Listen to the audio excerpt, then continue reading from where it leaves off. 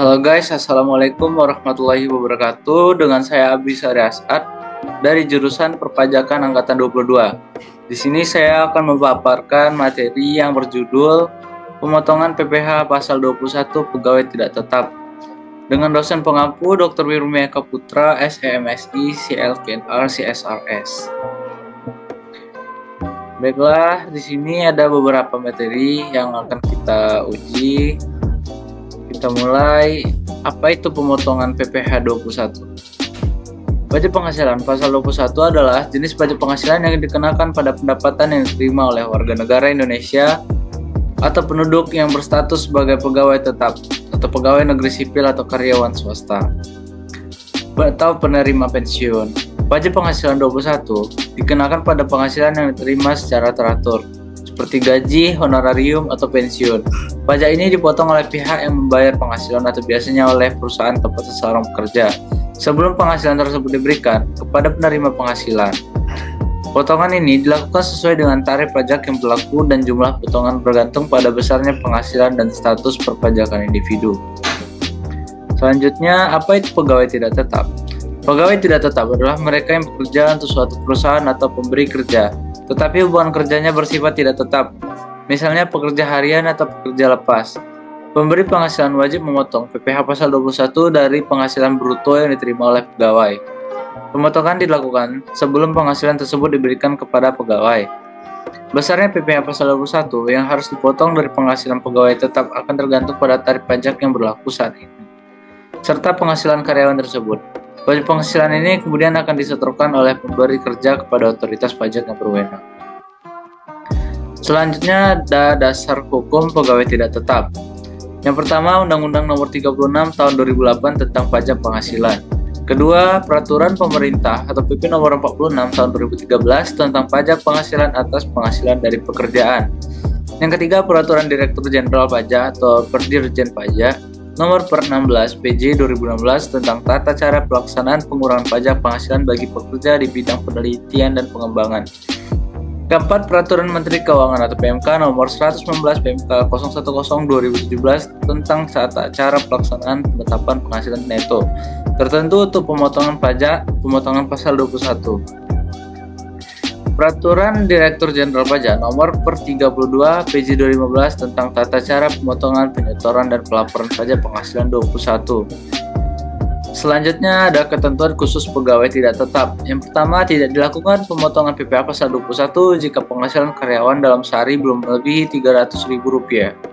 Yang kedua, dilakukan pemotongan PPh pasal 21 jika penghasilan karyawan dalam sehari sebesar atau melebihi Rp450.000, merupakan jumlah yang dapat dikurangkan dari penghasilan bruto. Ketiga, apabila karyawan tidak tetap memperoleh penghasilan kumulatif melebihi Rp4.500.000 dalam satu bulan, maka jumlah tersebut dapat dikurangkan dari penghasilan bruto. Yang keempat, rata-rata penghasilan karyawan dalam sehari adalah rata-rata upah mingguan, upah satuan, atau upah borongan untuk setiap hari kerja yang digunakan. PTKP yang sebenarnya adalah untuk jumlah hari kerja yang sebenarnya. PTKP hari dijadikan sebagai dasar untuk menetapkan PTKP yang sebenarnya, yaitu sebesar PTKP per tahun Rp54 juta dibagi 360 hari. Selanjutnya, objek pegawai tidak tetap. Pertama, pegawai tetap atau permanen, kode objek pajak 21.10001. Pegawai tidak tetap atau tenaga kerja lepas atau temporary, kode objek pajak 21.10003. Ketiga, tenaga ahli yang menerima imbalan yang bersifat berkesinambungan atau expert with sustainable income atau kode objek pajak 21.10007. Tenaga ahli yang menerima imbalan yang tidak bersifat berkesinambungan atau expert with sustainable income atau kode objek pasal 21.100. Yang keempat, bukan pegawai yang menerima imbalan yang bersifat berkesinambungan atau non-employment with sustainable income atau kode objek pajak 21.01008. Yang kelima, bukan pegawai yang menerima imbalan yang tidak bersifat berkesinambungan non-employment with unsustainable income atau kode objek pajak 21.10009. Yang keenam, Komisaris atau Dewan Pengawas sebagai karyawan tidak tetap atau komisioner or board as non-permanent employee. atau kode objek pajak 211001010. Yang terakhir expatrian atau kode objek pajak 2710099. Selanjutnya ada beberapa jenis-jenis upah yang diperoleh pegawai tidak tetap. Yang pertama, upah harian adalah upah yang diperoleh karyawan berdasarkan jumlah unit pekerjaan yang dihasilkan. Yang kedua, upah mingguan, yaitu upah yang diperoleh karyawan secara mingguan. Yang ketiga, yaitu upah borongan, yaitu upah yang diperoleh karyawan secara harian. Dan yang terakhir, upah satuan atau upah yang diperoleh karyawan berdasarkan penyelesaian suatu jenis pekerjaan tertentu. Selanjutnya ada tarif pajak penghasilan 21 pegawai tidak tetap. Yang pertama, penghasilan tidak kena pajak atau PTKP, yaitu ada 1 PPh pasal 21, pegawai tidak tetap atau tenaga kerja lepas yang penghasilannya kurang dari Rp450.000 per hari tidak dikenakan pemotongan penghasilan. Kedua, bila pegawai tidak tetap memperoleh penghasilan kumulatif dalam 1 bulan kalender melebihi Rp4.500.000, maka jumlah tersebut dapat dikurangkan dari penghasilan bruto.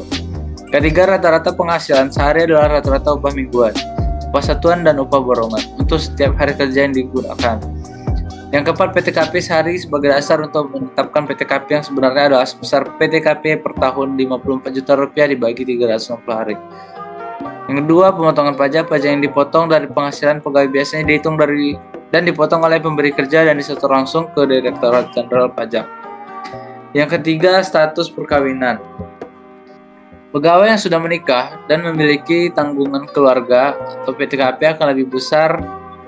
Yang keempat, penghasilan tambahan. Penghasilan tambahan seperti tunjangan, bonus, atau intensitas dapat dikenakan pajak tambahan. Nah, di sini saya menyajikan tabel tarif pajak penghasilan 21 pegawai tidak tetap.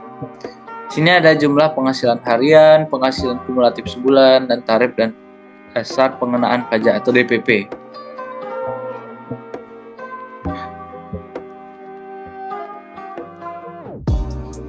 Baik, selanjutnya di sini ada contoh kasus.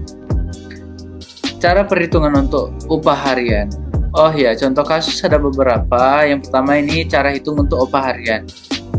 Tio dengan status belum nikah pada bulan Maret 2020 bekerja pada perusahaan PT Danya Jaya dan menerima upah sebesar Rp650.000 per hari.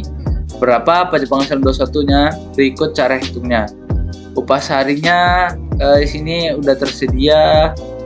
Lalu PPh udah 1 hariannya dikali dengan upahnya.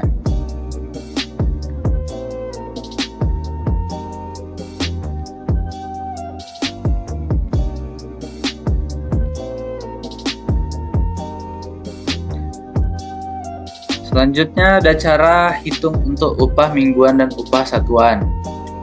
Andre adalah seorang karyawan atau belum menikah pada bulan Januari 2020. Glenn bekerja sebagai tenaga kerja harian PT Elektronik atau Cermat dan mendapat upah Rp125.000 untuk per jumlah unit TV yang dapat diselesaikan.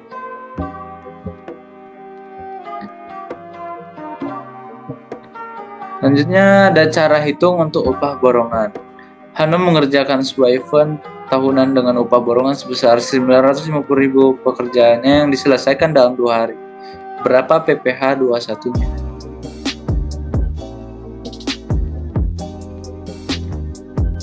Oke, yang terakhir yaitu cara perhitungan untuk upah bulanan. Sini ada contohnya, Feby sudah menikah tapi belum memiliki anak, bekerja pada agensi periklanan dengan dasar upah yang dibayarkan bulanan. Dalam bulan Januari 2020, Feby hanya bekerja 20 hari dengan upah sehari sebesar Rp250.000. Jadi berapa PPh Feby di bulan Januari? Berikut cara perhitungannya.